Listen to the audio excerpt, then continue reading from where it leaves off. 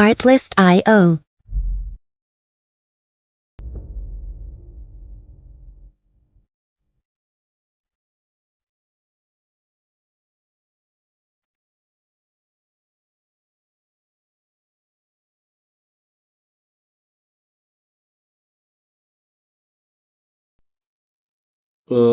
Let's move to question number 1। अब इसके पहले क्वेश्चन को देखो तो the line intersect the line this at the point A. ये तो आसान हो गया। सेकंड पार्ट फिर देखें कैसे होगा। फर्स्ट पार्ट तो आप मुझे बेशक डायरेक्टली, क्योंकि आपको देखो इसको साइमल्टेनियसली सॉल्व करना है ना, क्योंकि जब भी पॉइंट ऑफ इंटरसेक्शन फाइंड करना होगा आपने साइमल्टेनियसली इक्वेशंस को सॉल्व करना है। अब देखें इसमें ए क्या आ रहा है 4,5। ठीक है, अब बी पार्ट को अटेम्प्ट करें तो पॉइंट बी इज दिस। अच्छा, ए को मैं अगर डायरेक्टली इसमें फर्स्ट इक्वेशन को सेकंड में पुट किया होगा आपने 2x। ठीक ठीक है, अब बी पार्ट को देखें, बी पार्ट कैसे होगा।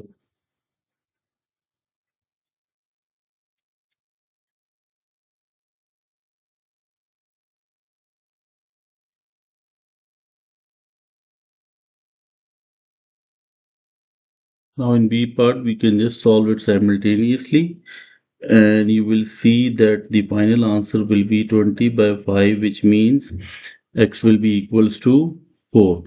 So x coordinate is 4, and now we can put it in any of the equation, we will get y. So y is equals to, let's suppose 2 into 4 minus 3, which means 8 minus 3, which means 5. So the coordinates of a will be 4 comma 5. This will be the final answer for part A. Now let's move to the part B. In part B, the point B is 8 and 3. Show that these two lines are perpendicular. Square root 20 बिल्कुल ठीक है, लेकिन first में देखो ये कैसे show किया। Command word क्या है आपके पास, show that A B lie on the line perpendicular to this. तो हम कैसे, अब ए और बी के हमने क्या करना है, लाइन परपेंडिकुलर टू दिस, इसका ग्रेडियंट क्या होगा। नहीं, परपेंडिकुलर लाइन का, लाइन परपेंडिकुलर टू दिस -1/2 होगा। और ए बी का ग्रेडियंट क्या है, हाँ 3 - 5 डिवाइडेड बाय 8 - 4। तो क्या आ रहा है आपके पास, -2 डिवाइड बाय 4, विच मीन्स -1/2।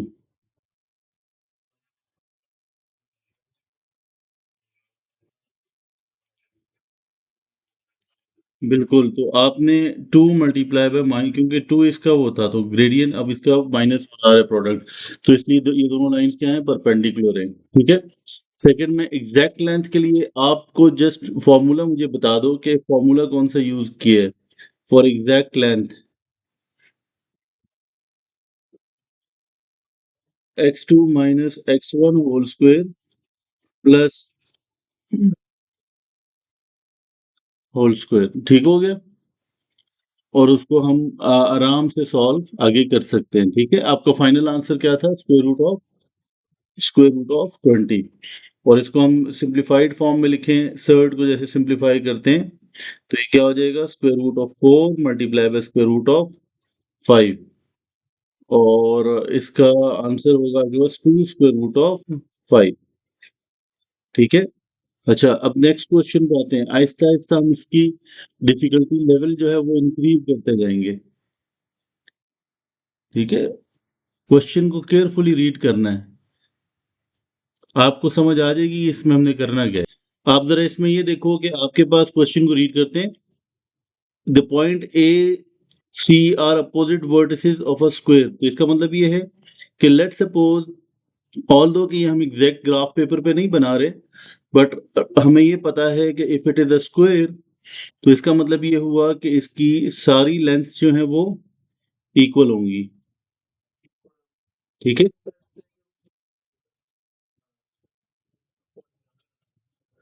अब जरा नहीं, पहले जरा हम डायग्राम एक मिनट, पहले हम जरा डायग्राम देखते हैं और फिर क्वेश्चन के अकॉर्डिंग देखेंगे कि हमें फाइंड क्या करना है।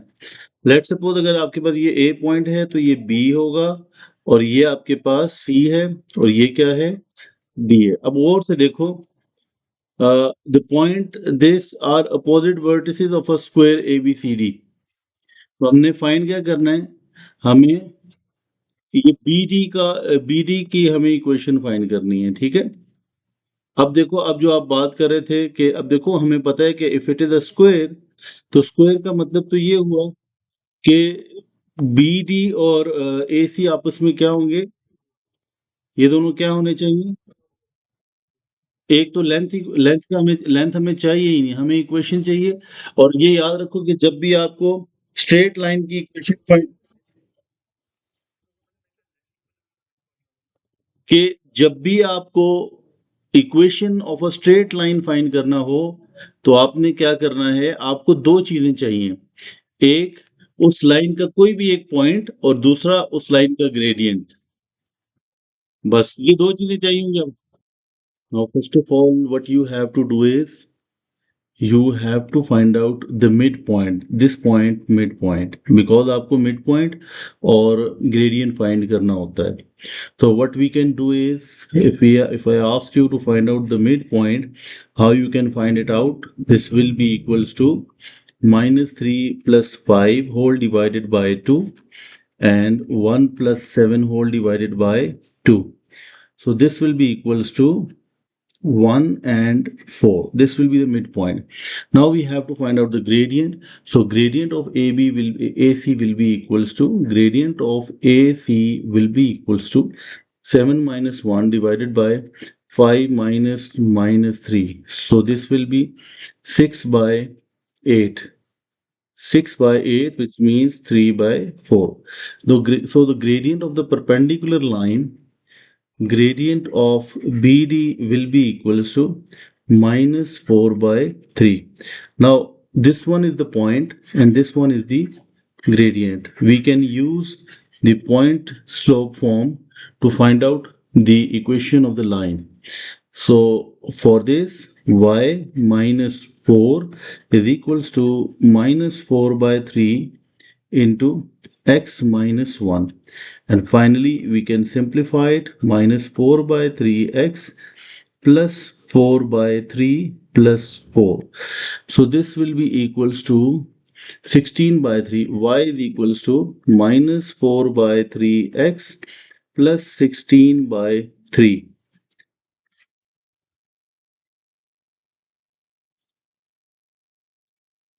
I hope that the concept is clear. इसमें आप फर्दर यही कर सकते हैं कि एलसीएम अगर लेते हैं और सिंपली अगर इस फॉर्म में भी छोड़ते हैं फिर भी ठीक है, लेकिन अगर आप सिंप्लीफाइड फॉर्म में कर रहे हैं तो y is equals to minus 4x plus 16 whole divided by 3, और 3y plus 4x plus 16, sorry minus 16, या इज इक्वल्स टू 16। तो आप इस फॉर्म में आंसर देना चाह रहे हैं, इस फॉर्म में आंसर दे दें, ठीक है, चाहे फ्रैक्शन में ना हो। Let's move to the B part now. Find the area of the square. ऐसे ही ना, एरिया ऑफ द स्क्वायर। अब आपको पता है कि एरिया ऑफ द स्क्वायर क्या होता है, ये होता है आपके पास लेंथ मल्टीप्लाई बाय लेंथ, मतलब किसी भी दो साइड्स की आपको लेंथ पता चल जाए, ठीक है। तो ऐसे ही है ना, देखो एरिया ऑफ द स्क्वायर तो लेंथ इंटू लेंथ होता है ना, उसके अलावा क्या तरीका होता है, इसके अलावा एक और वे ये है कि आप क्या करते हो, एक, हाँ, डिवाइडेड बाय 2। तो अब आपको पता है डायगोनल एसी है आपके पास, तो एसी का आप डिस्टेंस फाइंड कर सकते हो, ठीक है। तो एसी का डिस्टेंस हम कैसे फाइंड करते हैं, सिंपली वही काम, 5 plus 3 whole square and then 7 minus 1 whole square. तो ये क्या आ रहा है, 64 प्लस 36, इसका मतलब ये है कि 10 आ रहा है, ठीक है। तो हाँ, तो एरिया कितना होगा? 10 square by 2, which means 100 by 2, which means area is equals to 50। ठीक है, कोई मसला है तो बताओ। क्लियर है ना? अच्छा, अगर क्लियर है तो सी पार्ट पे आ जाओ। अब इस ग्राफ में अगर आपसे मैं कहूं कि ए पॉइंट कहाँ होगा, -3 and 1, समवेयर हेयर, ये ए के कोऑर्डिनेट्स हैं, ठीक है। सी के कोऑर्डिनेट्स कहाँ पे हैं? तो वो आप देखो तो यहाँ पे 5 and 7, ये किसके हैं जी? सी के कोऑर्डिनेट्स। ठीक है, ये है जी सी के कोऑर्डिनेट्स। अच्छा, अब हमने क्या फाइंड करना है? हमने ये देखना है कि इनका जो डिस्टेंस है वो इक्वल होना चाहिए। क्योंकि ये स्क्वायर है ना, तो बी पॉइंट कहीं इनके, ये जो मिड, देखो हमारे पास मिड पॉइंट कहाँ पे आया था? मिड मिड पॉइंट हमारे पास था 1 and 4। अब देखो यहाँ पे 1 and 4, लेट सपोज यहाँ पे कहीं पे है, ठीक है। ये 4 है और ये 1 है, ये मिड पॉइंट है। अब आप ये देखो कि, अब ये देखते हैं जरा मिड पॉइंट को। तो मिड पॉइंट आप नोट करो, तो 4 4 यूनिट्स दोनों से, एक्स एक्सिस पे 4 4 यूनिट्स अवे हैं।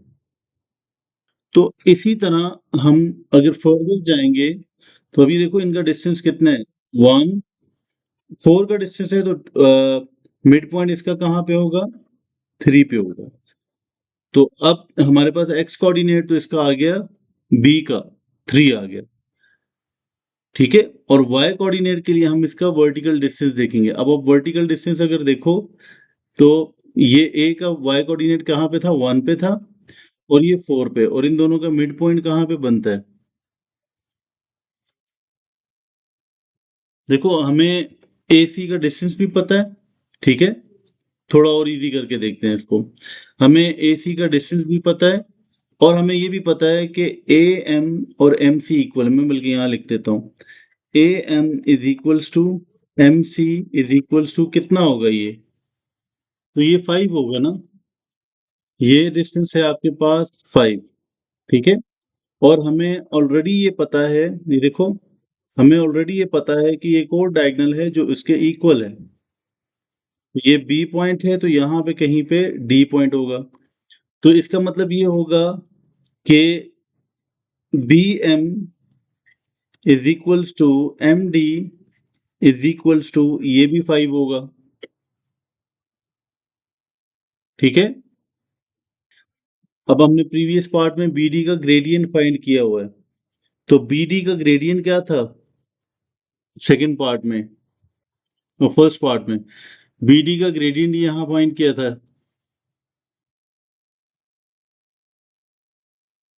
-4/3 किसका था? -4/3, ठीक है। बी ए सी का ग्रेडियंट क्या था? तो बी डी का ग्रेडियंट है -4/3, ठीक हो गया। अच्छा, अब हमने क्या देखना है? हमने यहाँ पे ग्राफिकली इसको चेक करना है कि 4 का मतलब क्या हुआ। 4 का मतलब ये हुआ कि इसका y2 minus y1 divided by x2 minus x1, वो हमें पता चल गया कि वो डिस्टेंस कितने हैं। अब m के कोऑर्डिनेट्स क्या थे? 1 and 4, 1 and 4 थे ना, क्योंकि ग्रेडियंट इसका सेम आना चाहिए। तो यहां से आप ग्रेडियंट के कॉन्सेप्ट को यूज करके बी के कोऑर्डिनेट्स निकाल सकते हो। इसका इसका तरीका ये होता है कि हमारे पास ये देखो, y कोऑर्डिनेट क्या है? 4, और x का डिफरेंस क्या आ रहा है? 3। तो हम यहीं पे x और y कोऑर्डिनेट को इक्वेट कर सकते हैं ना, जैसे y2 minus y1 is equals to 4 आ रहा है, और x2 minus x1 is equals to 3 आ रहा है। मैं बेसिकली ग्रेडियंट के कॉन्सेप्ट को यूज कर रहा हूं ना यहाँ पे, ये देखो। अच्छा, अब मैं क्या कर रहा हूँ, मुझे पता है, क्योंकि ये समझो कि मैं एम टू बी को देख रहा हूँ, क्योंकि ज़ाहिर है स्लोप या ग्रेडियंट किसी भी लाइन का वो तो हमेशा सेम रहता है ना। हर पॉइंट डिफरेंट पॉइंट्स के लिए सेम रहता है। तो अब मैं अगर इसको रीअरेंज करूं, y2 का मतलब ये है कि इसके जो कोऑर्डिनेट्स हैं वो x2 कॉमा y2 है। तो y2 इज इक्वल्स टू क्या होगा, 4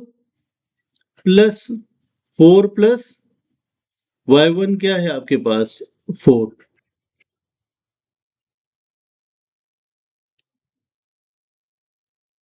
अच्छा, इसमें एक के साथ माइनस लगाएंगे तो ये हो जाएगा आपके पास, ये माइनस हो जाएगा, ठीक है, क्योंकि हमें ये यहाँ पे ग्रेडियंट तो नेगेटिव में है ना, -4 है, तो उस इसलिए यहाँ पे क्या हो जाएगा, 0। इसी तरह x2 is equals to 3 plus x1 किसी एक के साथ, तो ये क्या होगा आपके पास, x2 is equals to 3 plus 1 मतलब 4 हो जाएगा। तो आपके पास b के कोऑर्डिनेट्स क्या आ जाएंगे,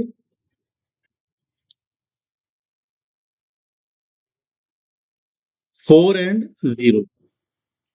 अच्छा, अब बात पता है क्या है, बात ये है कि हमने या इसके साथ माइनस लगाना है या इसके साथ माइनस लगाना है। तब माइनस एक के साथ लगाएंगे तब ओवरऑल ग्रेडियंट -4/3 होगा ना। तो इसके साथ ये y कोऑर्डिनेट के साथ इसलिए लगाया है बिकॉज अगर मैं x कोऑर्डिनेट के साथ लगाता तो वो पॉइंट y कोऑर्डिनेट पे कहीं और चला जाता, 8 पे तो ये जा नहीं सकता ना, 8 का मतलब यहाँ पे कहीं होगा, ठीक है, इसीलिए मैंने y कोऑर्डिनेट के साथ लगाया है। अच्छा, इसको क्लैरिटी के लिए हम एक काम करते हैं, हम यहाँ पे सेकंड वाला जो कॉन्सेप्ट था ना, डी के कोऑर्डिनेट्स के लिए, वो हम देखते हैं जरा।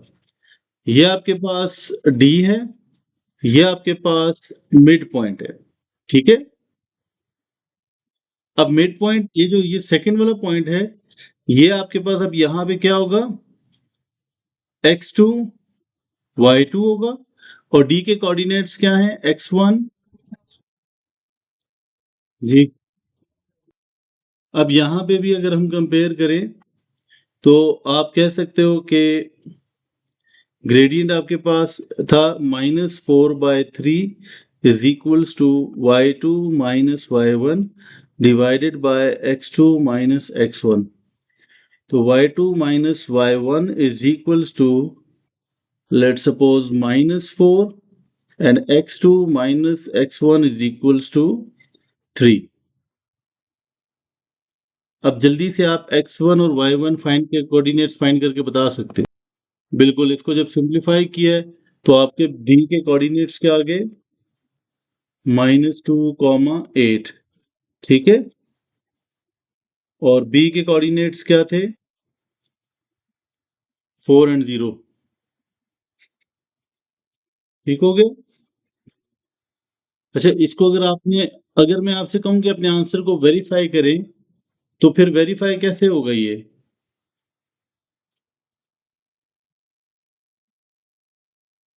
वेरीफाई कैसे होगा।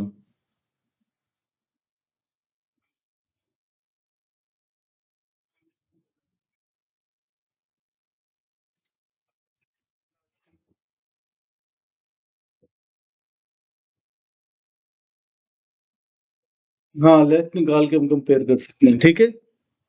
चलें जी, let's move to question number 3। बिल्कुल, क्वेश्चन नंबर 3, और अब हम आहिस्ता आहिस्ता वो जो हमारा 7.4 पॉइंट था ना उसकी तरफ मूव कर रहे हैं। सबसे पहले थोड़ा सा अपनी राइटिंग को ठीक कर लो, ठीक है। आपने क्या किया, दोनों तरफ लॉग लिया, नेचुरल लॉग। तो natural log of y is equals to natural log of a e power k x। तो natural log of y is equals to natural log of a plus natural log of e power k x। तो natural log of y is equals to natural log of a plus k x natural log of e। अब natural log of E आपके पास किसके equal होता है, आप एक काम करो ना, आप मुझे बताओ नेचुरल लॉग की बेस क्या होती है।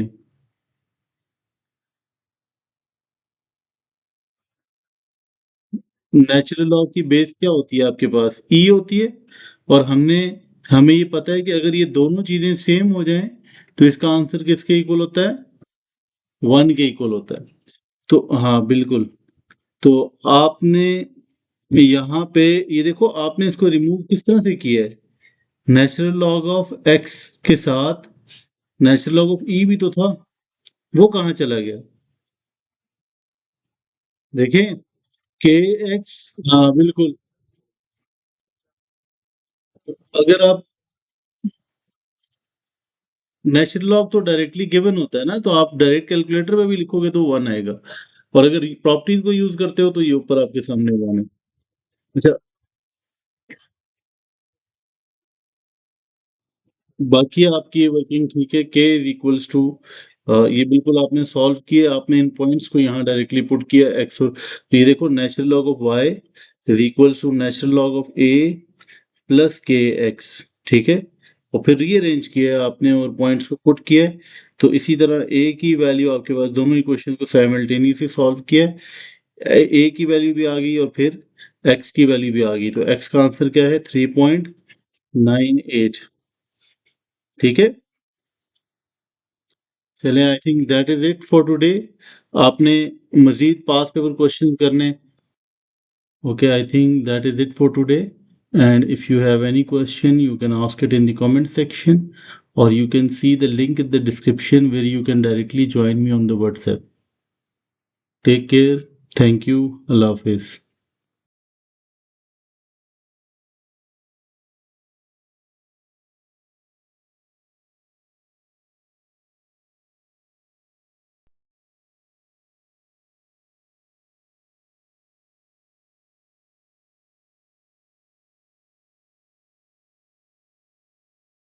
Artlist.io.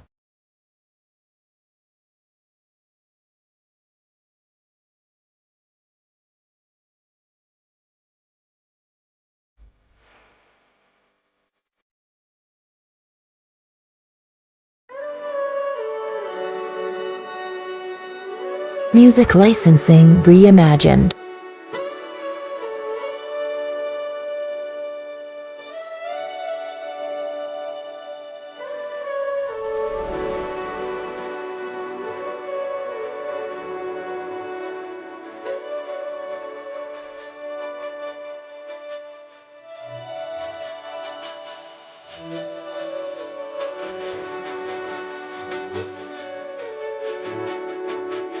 Artlist.io.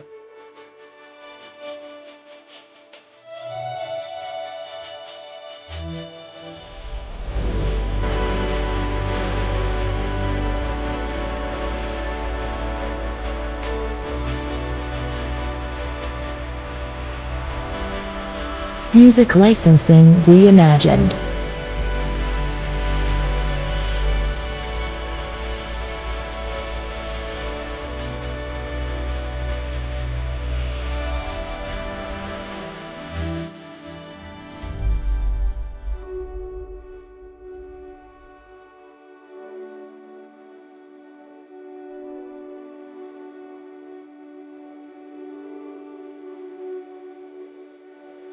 Artlist.io.